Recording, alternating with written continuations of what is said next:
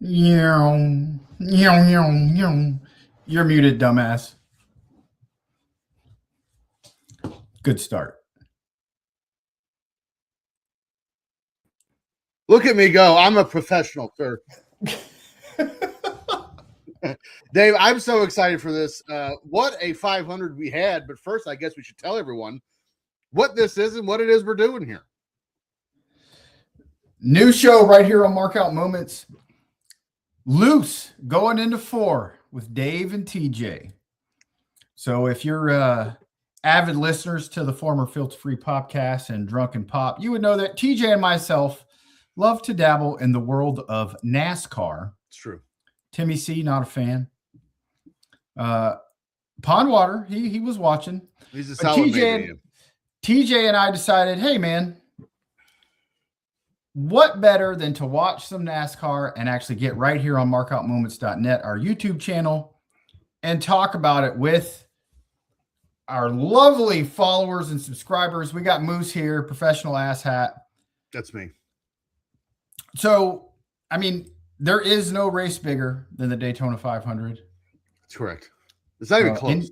Indy 500, but nobody watches it. So I guess going live maybe is a spectacle for IndyCar.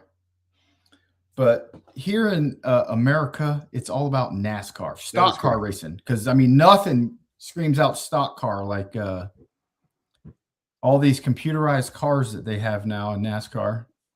Which I'm you know what?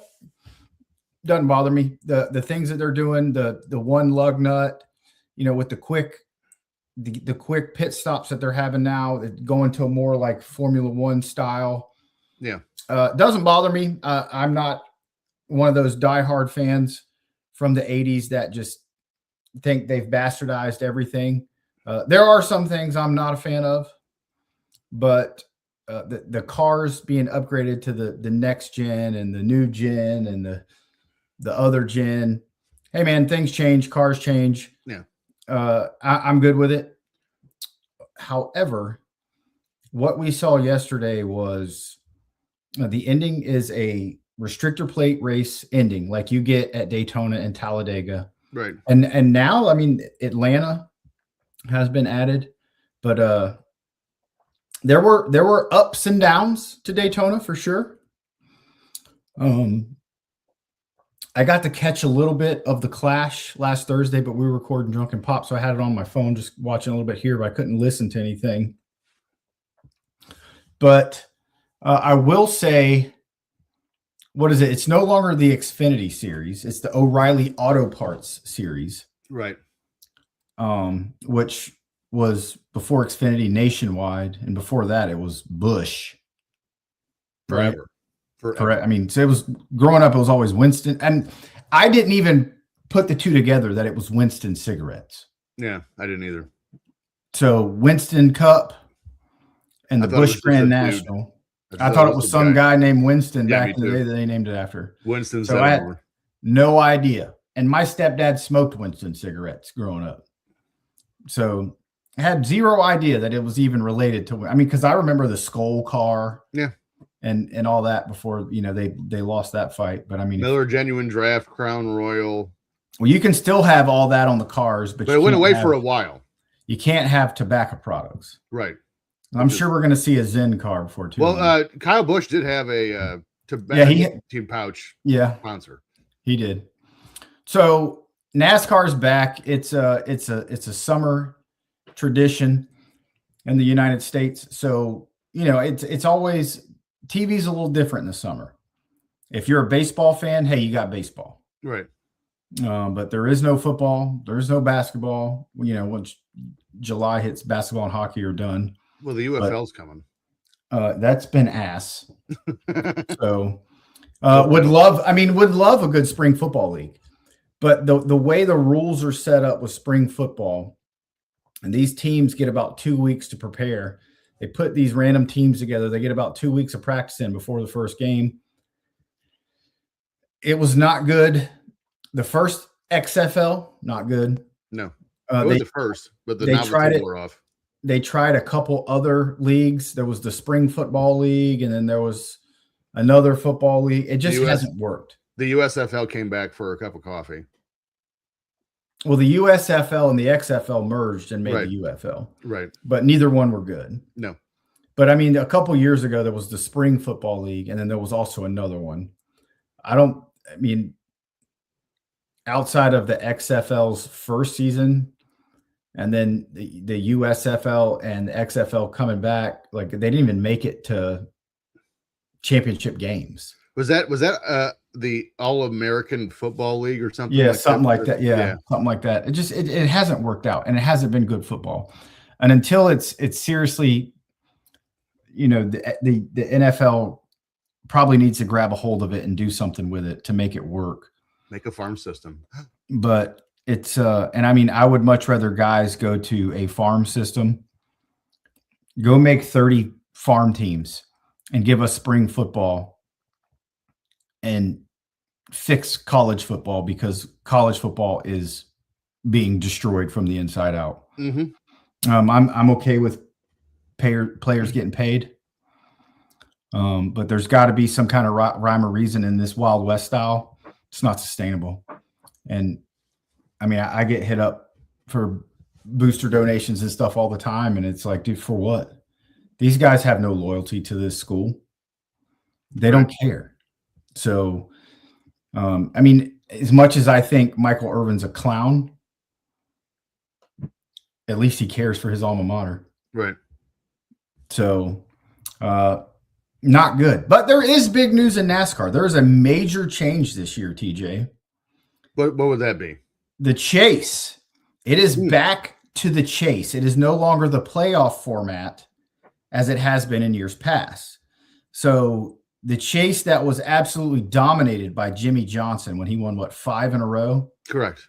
And won a total of 7 championships under the chase format. We are back to the chase format where the points reset for the final 10 races of the year, and whoever wins or has the most points coming out of Miami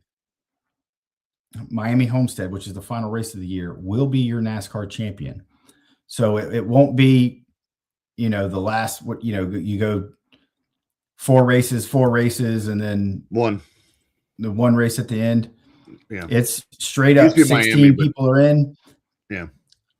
And there are no, just because you won a race doesn't mean anything. So that's probably the biggest automatically change. Locked in.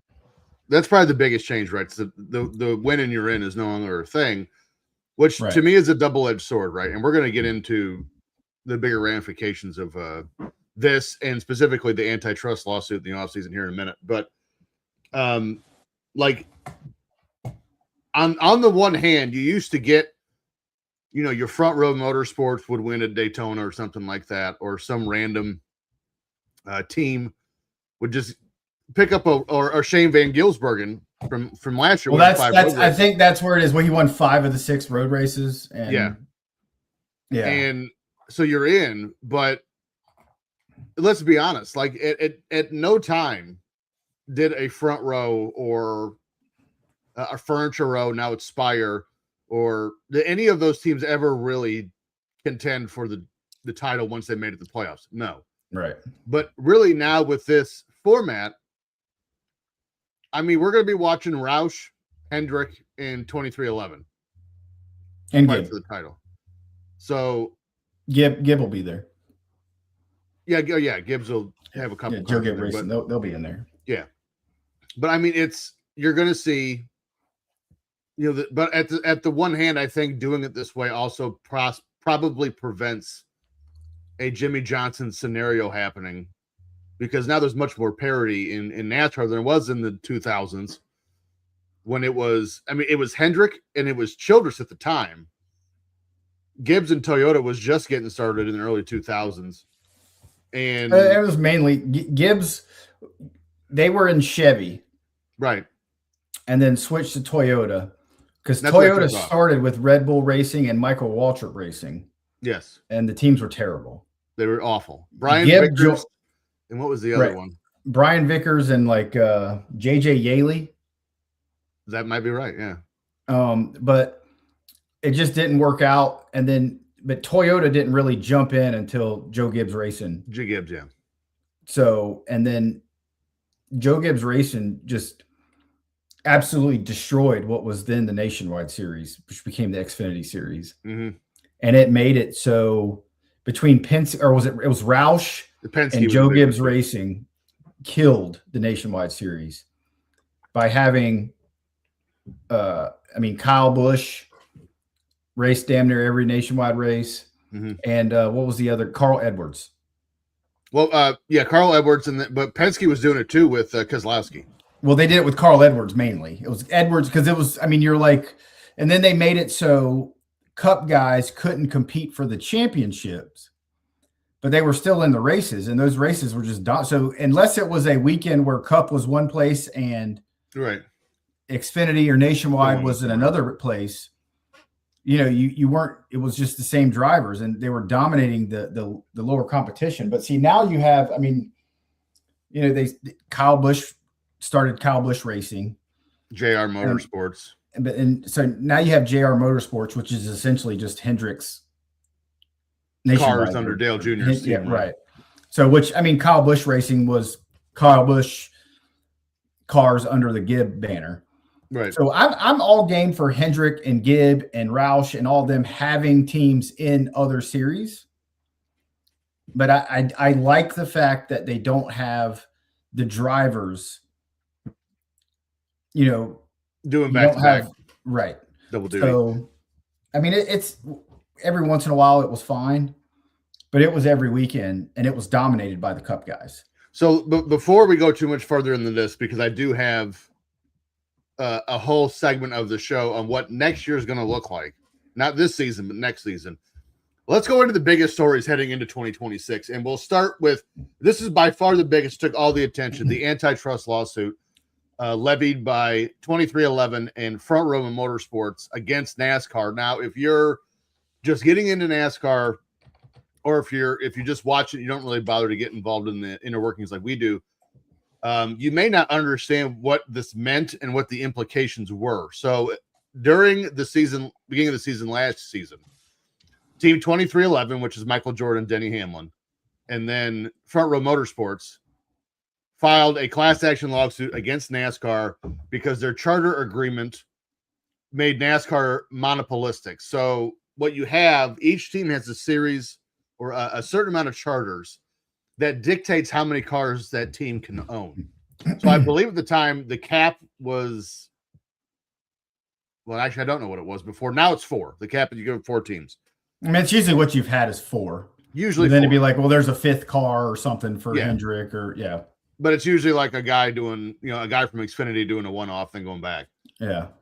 So both teams filed and were granted a motion of preliminary injunction allowing them to race in the 25 season, even as their lawsuit against NASCAR was officially underway. Now, throw into the mix for this is Stewart-Haas Racing shuts its doors last year, putting their 4 charters up for sale. So now they wanted this injunction allowed those 4 charters from Stewart-Haas Racing, 2 to go to 2311, 2 to go to Front Row. Yeah.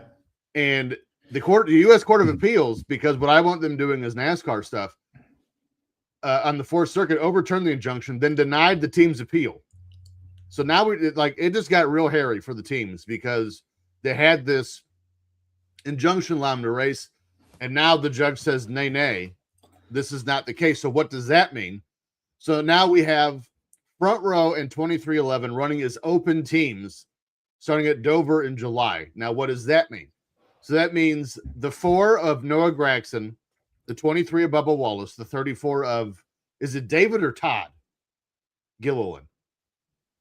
David Gilliland. David, yeah. Todd was his dad. 35 of Raleigh Herbst. By the way, both Gilliland's driving for Front Row it hurts my head. 38 for Zane Smith and the 45 of Tyler Reddick. More on him in a bit. Would not have guaranteed entry in any of the remaining races if over 40 cars attempted to qualify. Plus, they were getting reduced purses for each race. Oh, yeah. That's crazy. So on December 11th, a settlement was reached between 2311 and Front Row and NASCAR having their charters back. Each team got 3. 2311 now it's 4. So again, more on that in a minute. And compensation for lost income on those races in which the purse was reduced. In addition, all teams will receive compensation from NASCAR's international media rights deal, as well as being paid a third of any new NASCAR deals involving the team's intellectual property. This also results in all teams maintaining certain performance standards to maintain their charters. And if they don't, they will have to sell those charters, with NASCAR receiving 10% of that sale. It was 2. So you have this deal here, this lawsuit.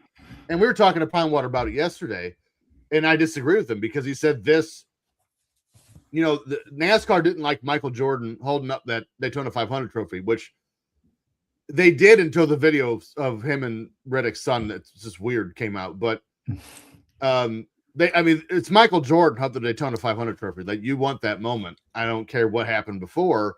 Yeah, NASCAR loved that moment. Of course. But this lawsuit wasn't as lopsided as people think it was. NASCAR got quite a bit out of it too. And I don't hate the fact that you have 2311 and Front Row Motorsports and NASCAR all coming to a settlement, all getting something out of this deal.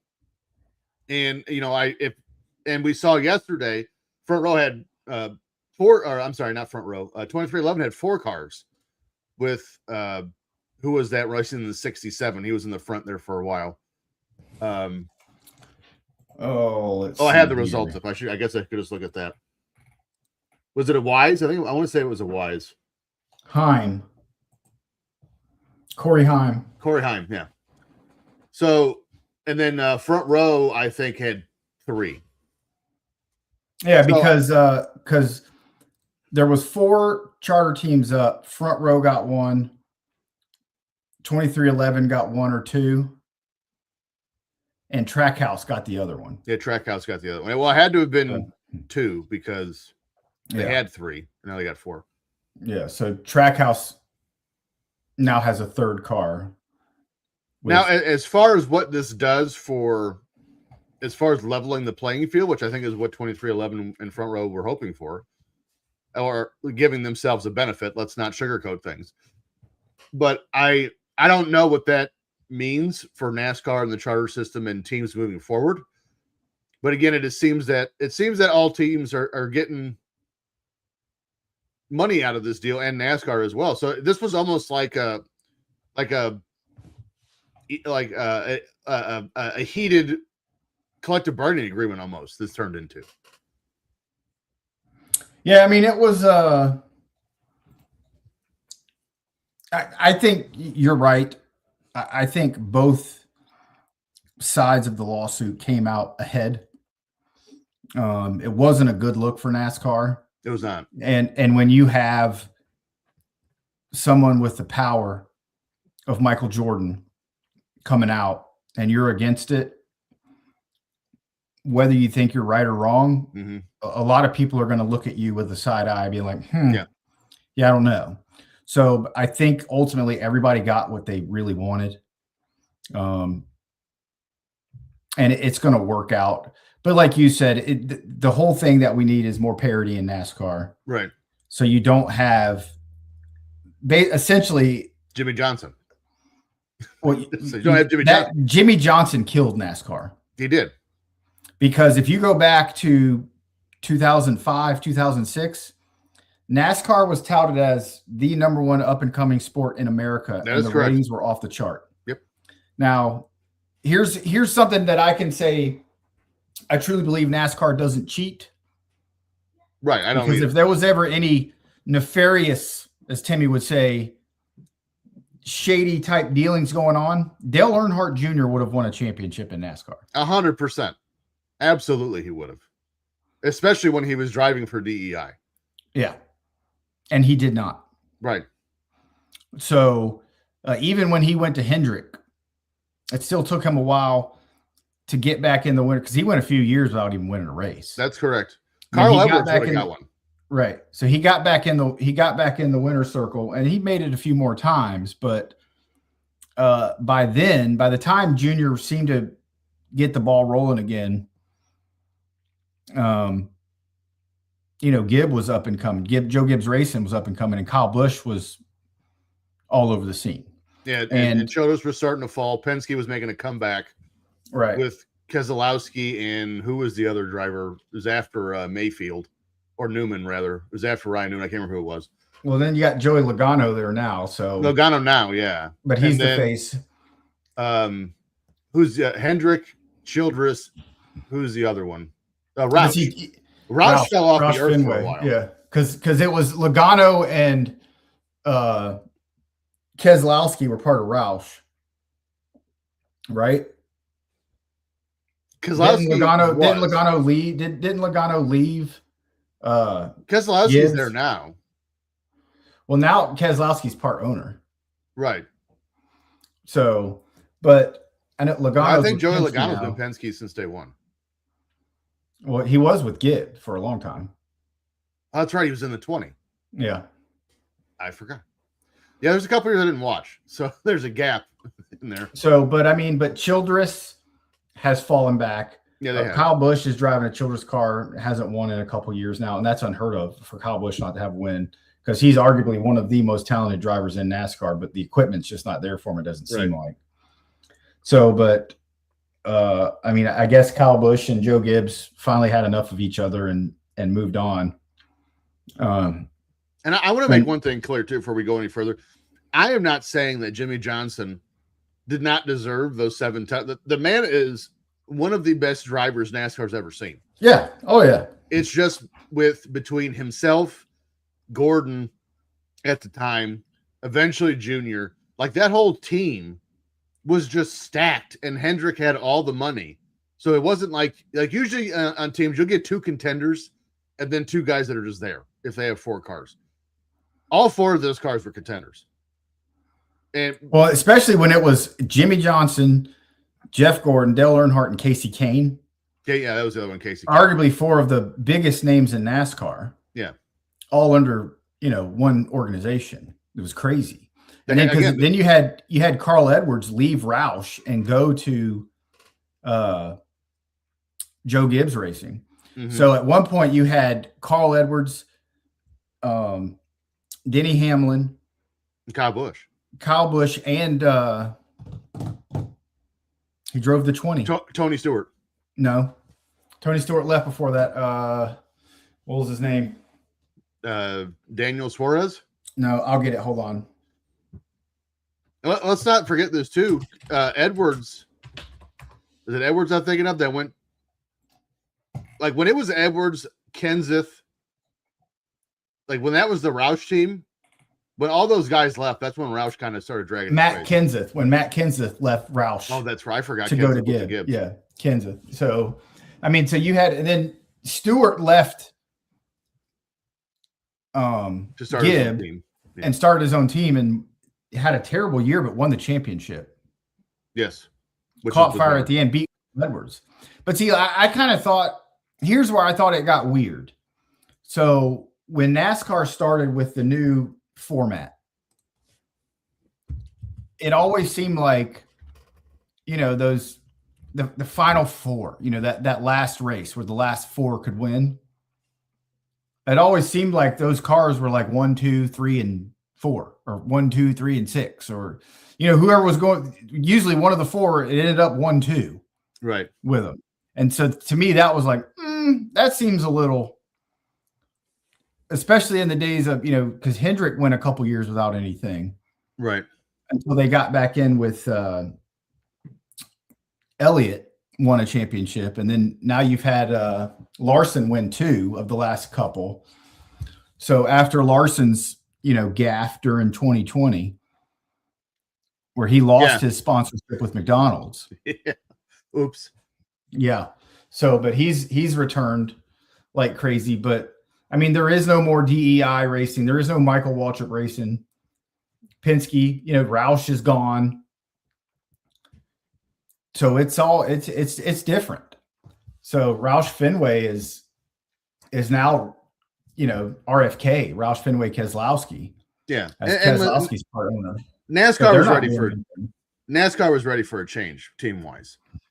I'm looking at the 2007 season and who all was, because I would say the late 2000s, like 06 to 11, was probably NASCAR's hardest period, which unfortunately was also when Jimmy Johnson was just dominating everybody. So you had Dale Earnhardt, you had DEI, which was Truex, Paul Menard, and Mark Martin.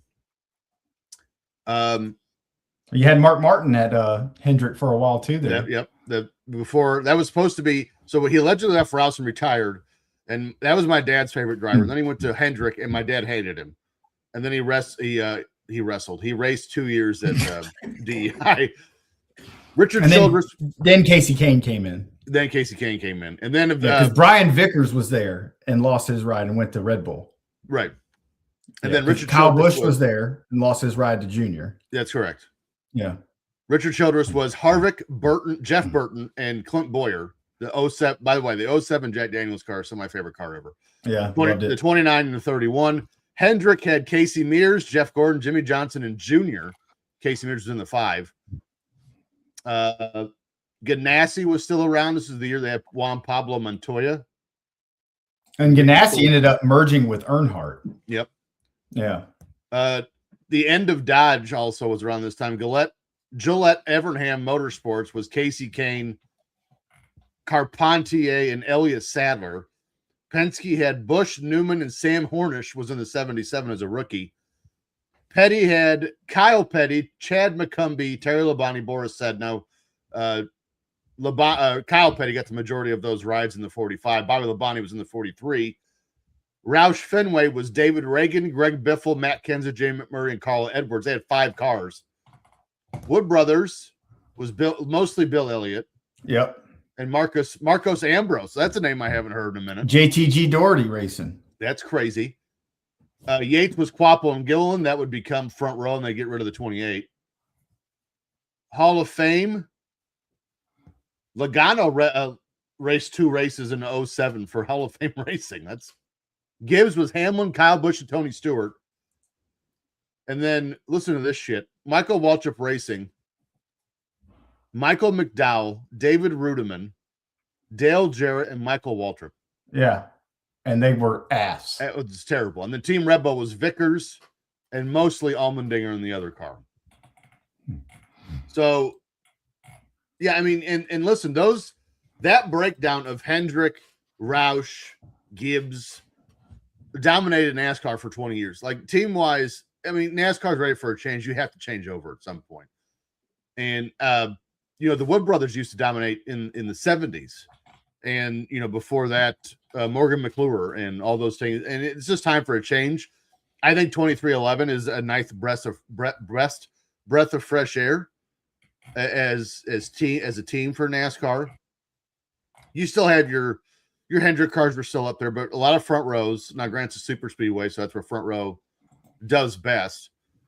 And Trackhouse is a nice addition. And, I mean, you have some different cars, some different team owners. So I think it kind of helps level the playing field a little bit from a fan's perspective, and also doesn't build resentment to Team Hendrick from 05 to 2020 because they just dominated the point scene, specifically Jimmy Johnson.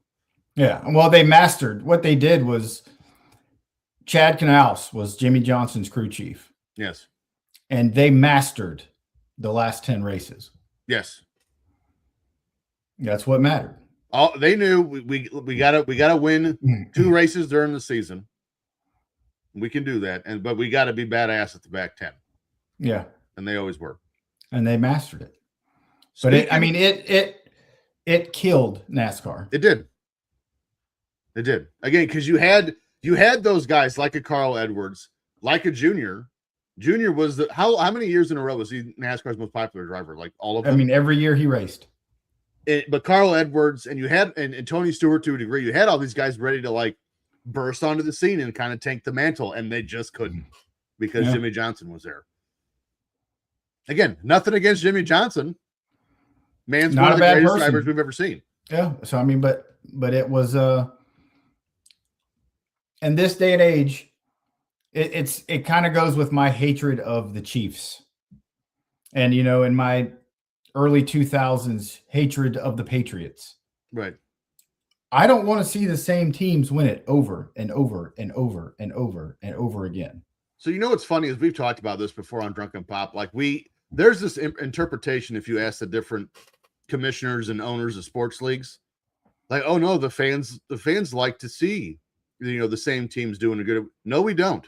Mm-mm. I would say the majority of fans get burned out after a while, and that's how you lose fans. Else. Yeah. So long gone are the days of wrestling. Nobody wants to see Bruno Sammartino hold the belt for 10 years. It gets old. Yeah, it does. So then you give it to Stasiak for a week. Yeah. Speaking of points championships, I actually didn't know this until we started researching the ongoing storylines heading into the story. I did not realize Denny Hamlin has never won a title. Never won. And he had it last year. He was going to win his first ever championship last year until a caution at the end, and Kyle Larson got around him and won the championship. Yeah. If it had not been that weird caution at the end, it cost Denny Hamlin a NASCAR championship. And by the way, so he also has 3 Daytona 500s, which is crazy that he's won 3 500s, never won a points title. He's finished second twice. Mm-hmm. And the first time was like 2007, I think. And now if he were to win it now, he'd be like the oldest. Oh, here we go. So this is his 22nd full-time season he's doing this year. He's finished second in the points twice, 2010 and last season. He's finished in the top 5 in the point standings an additional 8 times. So half the time this man has raced, he's been in the top 5 points at the end of the season. He's won 70 races in his career. He's a first ballot Hall of Famer. Yes. But what's crazy is this the year he finally breaks through? He had a good showing in Daytona until the end. But at 46, he will break the record this year if he wins the title for oldest driver to win their first championship, which is currently held by Bobby Allison, who won the title in 1983 at the age of 45. Mm-hmm. So Denny Hamlin trying to set records this year and win his first title. And it's such an interesting dichotomy because, again, you have Denny Hamlin, won 3 500s. One of the best road course drivers there's been in forever. Consistently towards the top. Again, he's finished in the top 5 in points 8 times. Mm-hmm. Not have a title, but yet you had 5 past champions in yesterday's Daytona 500 that have never won the Daytona 500. Yeah, well, I mean, it was like Dale Earnhardt. Right. He had won everything except the Daytona 500 until 1998. So let's talk about this. Do you think, with all the things we just said, with Team 2311 in front row, all these actually, there's only one rookie this year, which we'll talk to you about that here in a minute. Is this the year that Denny Hamlin gets it done? And if it is, let's say Denny Hamlin wins the title this year, is this the year Denny Hamlin retires? I don't know. I would say if he wins I think if he were to win, he would retire. I think so too. I think if he wins this year, he retires and just focuses on owning 2311. So, I mean, it's hard to say when there's legit, what do you say, 12 guys that could win the championship? Yeah, at least 10 for sure. I mean, all of Hendrick, all of Gibb. Yep. Plus, Logano and Blaney at Penske. Yep. You never know if, is Reddick going to catch fire with 2311? Mm-hmm. They've had 2311 has had good seasons. Yeah, Bubba Wallace is consistent. Yes, he's up there, and Bubba Wallace is, he is a force on the racetrack. Love him or hate him. Yeah. There's some controversy there with some things from a few years ago. Right. Which some people, gravitated to him about it. Other people looked at it and was like, this is some bullshit. Mm-hmm. And it is what it is. Right. But I mean, does Richard Childress get it together? I'm one that, man, it's hard to ever count out Kyle Busch. I would agree with that. And you've got, I mean, even, Stenhouse and stuff like that. It's a one-man show with JTG Doherty. Right. But he's a hell of a driver. He is. So there's a lot of drivers out there that can win this thing. When they crossed the line for the white flag yesterday, maybe people didn't realize this. Stenhouse was second. Mm-hmm. And I forgot he was in NASCAR, to be honest with you. And then I was like, oh, is that Ricky Stenhouse Jr. in second? So there's always, there's a lot that can win it. I find it weird that Denny Hamlin still races for Gibbs and doesn't race for 23XI. I don't believe that's the first time that's happened, but it for sure hasn't happened a bunch. So yeah, it is kind of odd. I would be like, man, I kind of want to race for the team I own, especially if I consider myself a first ballot Hall of Famer and the type of caliber driver that he is. Yes. And you have, like we said in our little group text, the man that really owns 23XI has a lot of money. He sure does. And he got tired of pissing it away with the Charlotte Hornets. Yeah, and that team will be, for as much money as Rick Hendrick has, and these guys have no idea the caliber of dollars in the pocket of one Michael Jordan. Yes. And, I think his biggest detriment of owning the Charlotte Hornets was it's kind of, it's not a small town, but it's a small market in terms of NBA teams. Right. And he could never attract any of the big names. Right. And that's weird. And as we get further along in the years, the name Michael Jordan on the basketball court still holds a lot of weight, but it didn't in terms of free agency and things of that nature with the Charlotte Hornets. Right. And it doesn't matter who owns them. They've pretty much been trashed the whole time they've been a franchise. That's correct. Outside a few years with Alonzo Mourning and Larry Johnson, who immediately when their contracts were up left. So what does that tell you? It's just not there. Hell, they drafted Kobe Bryant, couldn't keep him because they traded for Vlade Divac that night. Yeah. So it's just not there. And it's one of the things that, I don't watch the NBA. I think it's trash. It is. So used to love it, but that's not basketball anymore where guys can take 4 steps and everybody just shoots threes all game. And they're only allowed to play man-to-man defense and there is no real defense. Mm-hmm. That's not basketball. If I want to watch basketball, I turn on ESPN and watch college basketball. Mm-hmm. So, but it's just not there. And, Michael Jordan he became friends with Denny Hamlin apparently at some event. They met, became quick friends. I think it was one of those celebrity golf tournaments. Yeah. And decided to start a race team. And, there is for even as much as we've said, like NASCAR is nowhere near the popularity and the heights it used to be. There's still a lot of money in NASCAR. There was a lot of people at Daytona.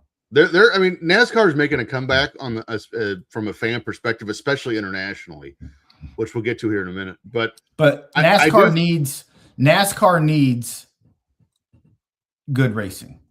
Yes. There's a reason why I don't watch F1 and I don't watch Indy. It's not good racing. So, F1, you got guys that are shit.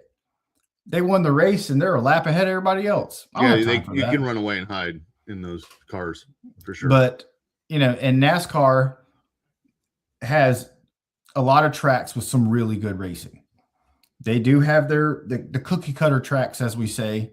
Kansas. Sometimes not great, but it's still closer than some of the other stuff. Yeah. But, but sometimes there's phantom cautions here or there that bring them back at the end. Yeah. But I will tell you that the Daytona 500 got a bad rap yesterday. And for as good as the start was and as good as the end was, it's the middle where teams were going about 30 miles an hour with 20 plus miles an hour slower than what they could actually run. So because they were doing nothing but gas saving. Let's set the details here. So you had 3 Toyotas leading 3 lines of traffic around the track at about 58% throttle, I believe was the number. for, as you said, fuel efficiency. For one, if I was at Daytona and I spent the money to watch this race, and this is what I have to watch in the middle, I'd have been furious. But, you know, my first thought, again, I started watching NASCAR in 1993 with my dad. I was a giant Rusty Wallace fan. And he was Mark Martin, and everyone loved Dale. Like, that was... See, I hated Dale Earnhardt growing up. For the same reason, like he always won? Yes. Okay. So... But you had all these characters, right? And I'm sitting there watching this race, and I'm like, there was no way any of the drivers from 1995 would have allowed this. Someone is going in the wall if that's the case. And I am not mad in any way, shape, form, or fashion at the three guys that led the three lines and did this. I'm mad that they let him. Yeah, everybody just stayed in line behind him. Yeah. And so I don't know. You can't, NASCAR can't tell them to not do that. You just can't. So I don't know how you fix that. I don't know. I mean, but the great Jeremy Mayfield got onto Twitter. Let me find it. I screenshotted the tweet. Was he high? Oh, this was actually Facebook. Here we go. Jeremy Mayfield, who is the resident NASCAR troublemaker. Yes, he's been in a lot of trouble with the law and with NASCAR, and we'll do that. We'll say that. Some drug allegations and things. Jeremy Mayfield, another Daytona 500, another finish where the winner leads one lap because everyone else is out or in the wall. We just spent hours watching professional drivers save gas like they're driving a damn Prius, only for the finish to be decided like that. We're supposed to call this the Great American Race. This car is a tank. The drivers have zero respect, and the trophy is losing its meaning. Seeing the veterans get chewed up and spit out by the bump and run tactics of these younger drivers is getting hard to watch. Today proved that experience doesn't matter at Daytona anymore, only who is willing to be the biggest wrecking ball. If you enjoyed that finish, you're a fan of crashes, not a fan of racing. I would say that's a fair assessment. But on the same token, the bump and run aspects of you guys were doing that when you were rookies. That's not new. Now, the amount of cars that finished Daytona, that we could talk about. I think there was only like 22 on the lead lap. There was only like 17 cars that hadn't been wrecked. Well, I mean, going into that final lap. Yeah, 2 wrecks in the last lap. So with 2 laps to go, I watched a video from Kyle Busch. It was his in-car feed with him talking to his spotter. Yeah, I heard that. Kyle Busch was in 20th and dropped all the way back to 30th. And the spotter's like, what are you doing? He goes, why the fuck am I going to stay up there and be wrecked? Yeah. And in one lap, he gained 15 spots and finished in 15th. Mm-hmm. He didn't have the car to compete. He was struggling with the steering all race. And he got himself a lot of points there at the end by being smart. Mm-hmm. Now, you think Kyle Busch 10 years ago would have done that? Nope. No. I think Kyle Busch 5 years ago wouldn't have done that. Was it the greatest thing to watch? No. But here's the thing. Here's the thing about the restrictor plate racing and the way racing is at Daytona.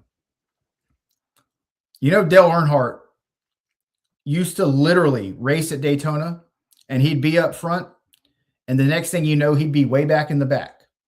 And then he'd be up in the front, and then he'd be back in the back. And he'd be up in the front, and he'd be back in the back. And they asked him, why did you do that? He goes, I do that because I want to know how long it's going to take me to get back up front when I need to be up front. Right. Not long. And I mean, sometimes in Daytona, the best places to be is either in the front of the pack or the back of the pack. Because being in the middle of that, and within the last 5 laps, I mean, what is it? Damn near every Daytona 500 goes into overtime because there is a lap or there is a crash on lap 199. This was the second time in 5 years they did not go into overtime. Right. So, I mean, and you go back to Saturday's race. I got all excited, turned on the CW. Hey, man, let's watch some O'Reilly Auto Parts Daytona 300, whatever it was. These guys wrecked before they even made it to the start-finish line to take the green flag. That's good. That's good.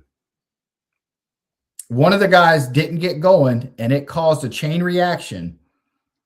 And there were guys out of the race before the race even officially started. Could you imagine?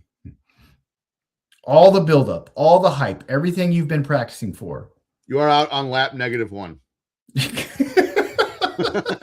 Okay. I would be furious.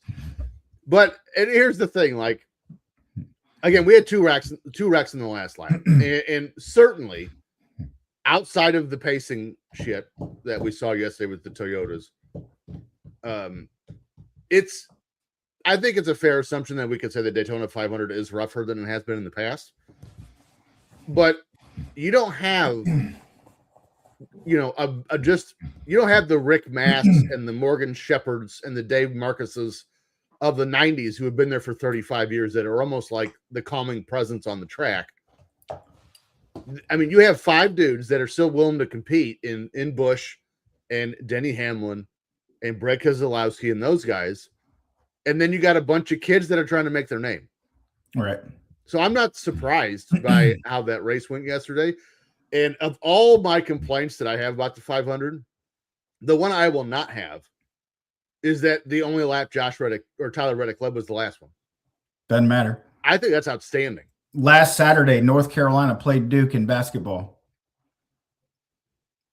North Carolina led that game when they hit a buzzer beater at the end. That was the only lead they have of that game. Yeah. The only thing that matters is who wins in the end. Yeah. I would say most NASCAR fans agree with that. Yeah, it's fine. Because again, you're watching that race and you're seeing all these cars just peel off from wrecks, and all of a sudden this 45 emerges out of nowhere. You're like, who the hell is that guy? Literally didn't hear his name the entire race. No, but lap. He was right there. And I mean, and that's, you know, that's good. I don't have a problem with that. No. And I'm all for hard-nosed, head-to-head racing towards the checkered flag at the start-finish line. That's what NASCAR needs. And if NASCAR wants to get back to prominence, they need more of it. Yeah, you got the bumping and runs is what put NASCAR on the map. But see, also what put NASCAR on the map is the geography of the NASCAR fan. Right? NASCAR doesn't belong in Kansas. Oh, they could get rid of Kansas on the schedule. I'd be fine with it. That track is terrible. But racing. I mean, the North Wilkesboros and the Rockinghams and the right. I mean, Darlington, it's still there. Darlington. Those are races. You know, they do that West Coast swing, and that's when my viewers, my viewing hours of NASCAR seem to kind of fade. California's gone. Yeah. This year they're actually doing a road course in San Diego at the Naval Base. More on that in a minute. So, I'm for the road courses. So they decided to not do the Roval at Charlotte this year. Thank God. Thank God. I hated the Roval. But I mean, some of the more odd tracks have some of the better racing. Pocono. I mean, that's a good race usually. Pocono is a good race. Chicago street race and Mexico City street races are out. Chicagoland's back in. With I thought Chicagoland was gone.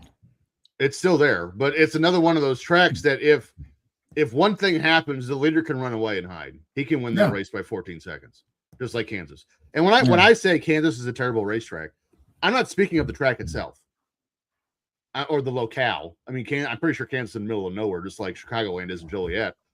But nobody wants to watch a race where the leader can just get out in front with one pit strategy move and just win by 14 seconds. That's terrible. Yeah. They are adding a base Coronado Naval Base in San Diego. There's a road course there.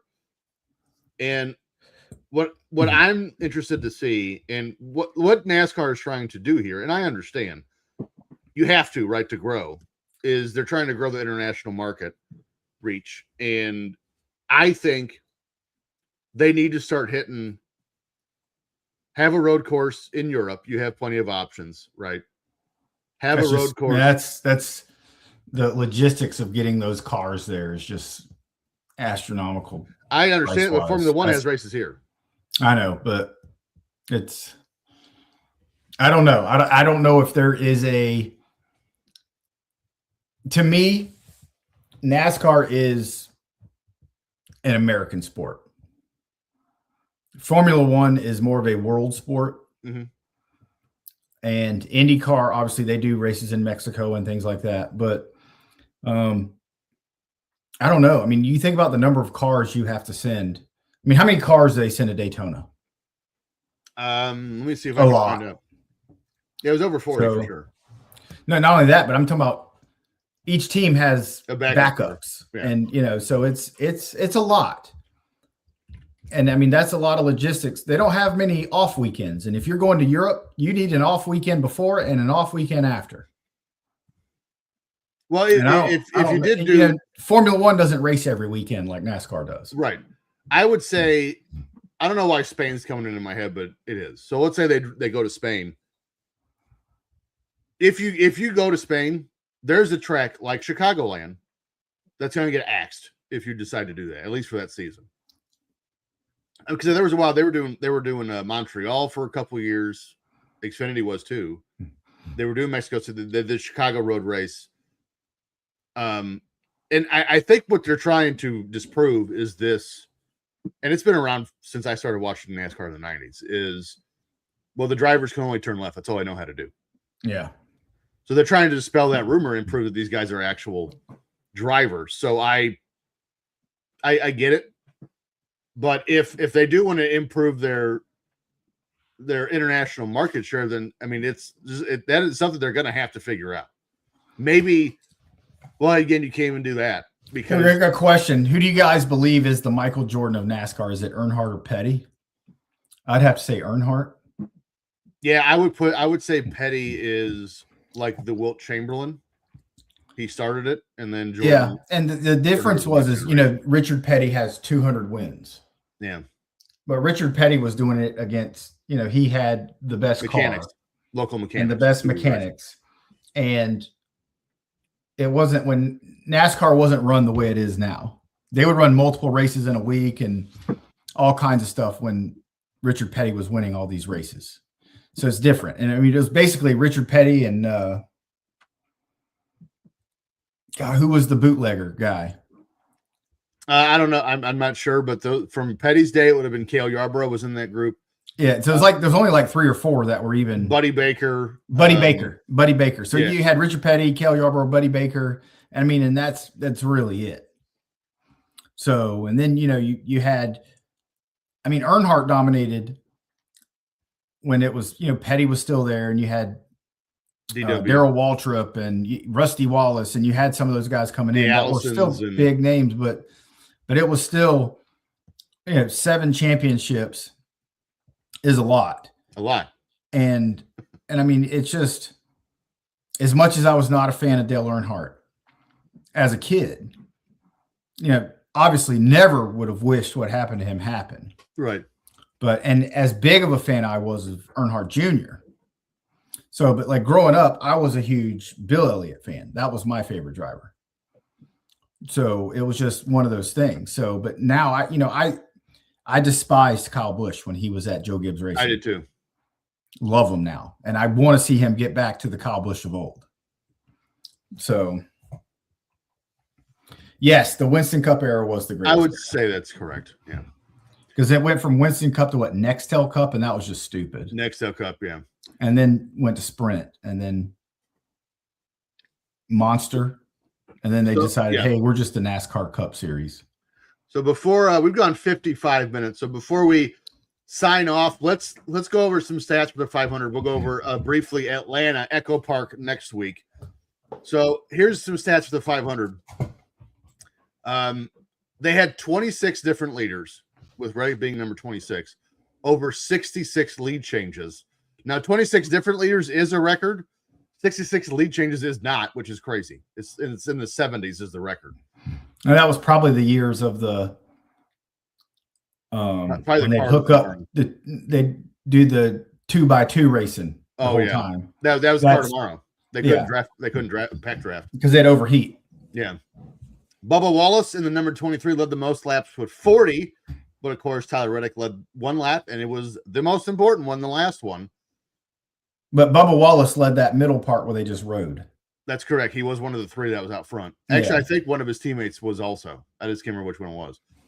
There are currently 5 cars that have won NASCAR championships, but have yet to win the 500. It's Kyle Larson, Brad Keselowski, Kyle Busch, Chase Elliott, and Ryan Blaney. Larson's 33, Blaney's 32, Elliott's 30.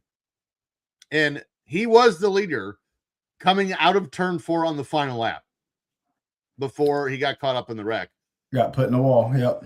Kyle Busch will be 41 in May, and this is his 23rd season. And Keselowski just turned 42, and he's in his 19th season. So I would have to imagine their chances to finally win the elusive Daytona 500 are numbered. Yeah. They won't be around forever. But by the way, the fact that Keselowski is 42 and is in his 19th season, and Busch even for that matter, is mind-boggling because I remember when they were both rookies. I was actually at the race in Talladega when Carl Edwards put Keselowski in the catch fence. Yeah. Damn near killed him. Yeah. Yeah. And then he ran across the finish line because that was also the year Talladega Nights came out. Yeah. So real quick, let's do a preview of Atlanta. We're going to Echo Park. And right now, the 5 active drivers with the best average finish at Echo Park is Kyle Busch. How about this one? Ricky Stenhouse Jr. I would not have seen coming. Ryan Blaney. Here's another name. AJ Allmendinger and Chase Elliott. And last year in Atlanta, you had Christopher Bell win the first race, and Chase Elliott win the second. And Christopher Bell's coming on strong. He's going to be, and that was a good. Atlanta has been good racing. Yeah. So what's interesting here is in that mix, but I didn't include him because he only has 1 start. Is Connor Zilisch. And go ahead and retire your fears. Connor Zilisch will be the rookie of the year because he's the only one. Yeah. And so I would say those 6 drivers, and with Christopher Bell winning last year, so 7. Those are the 7 drivers to watch. But Dave, real quick, I think heading into next year, what's going to be interesting is you have 20 drivers with contracts that are expiring, and just a litany of Xfinity drivers that seem to be ready to make the hop. Yeah.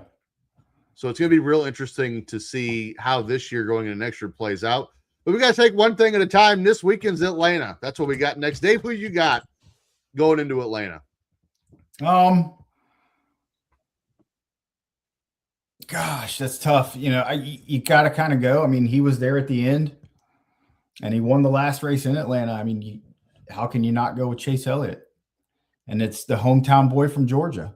That's correct. I like that pick.